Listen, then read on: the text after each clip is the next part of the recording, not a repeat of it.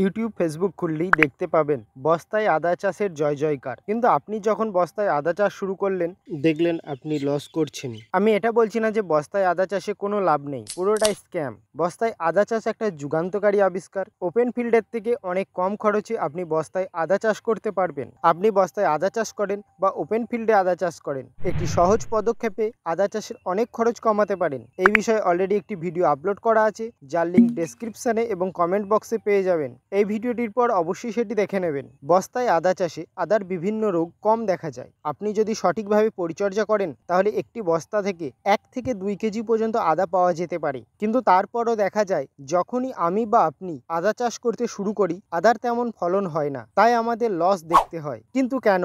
আমরা অনলাইনে অনেক জায়গায় দেখি যে ছায়াযুক্ত স্থানে চাষযোগ্য একটি অন্যতম ফসল হলো আদা, আর এই ছায়ায় আদা চাষ লসের একটি গুরুত্বপূর্ণ কারণ হয়ে দাঁড়ায়। যে কোনো গাছের, সে আদা হোক বা আম, সালোক সংশ্লেষের জন্য ন্যূনতম একটু রোদের প্রয়োজন হয়। সেটা কোনো গাছের জন্য বেশি, আবার কোনো গাছের জন্য কম। আমরা আসলে বুঝতে চাই না আদা গাছের জন্য ঠিক কতটা রোদের প্রয়োজন। সেটা না বুঝেই আমরা যেখানে সেখানে, বিশেষ করে ছায়াযুক্ত অঞ্চলে আদার বস্তা রেখে দিই আর ভাবি অনেক ফলন পাবো, কিন্তু সেটি হয় না। অনেকে দেখবেন পেয়ারা বা আম, বিভিন্ন ফলের বাগানে বস্তায় আদা চাষ করছেন। প্রথম 2-1 বছর সেই বাগান থেকে খুব ভালো আদার ফলন পাওয়া যায়, কিন্তু তারপর আর পাওয়া যায় না। তার কারণ হচ্ছে প্রথম বছরের দিকে গাছের ডালপালা কম থাকে, তাই বাগানে পর্যাপ্ত রোদ প্রবেশ করে। কিন্তু পরের বছরে গাছের ডালপালা বৃদ্ধি পাওয়ার ফলে আদা চাষের জন্য পর্যাপ্ত রোদ পায় না, তাই আদার ফলন কম হয়। আদা চাষের জন্য ন্যূনতম 50 থেকে 60% সূর্যালোকের প্রয়োজন। তাই আমাদের এমন জায়গা নির্বাচন করতে হবে যেখানে 50 থেকে 60% সূর্যালোক আসে। যদি এর থেকে কম সূর্যালোক আসে তাহলে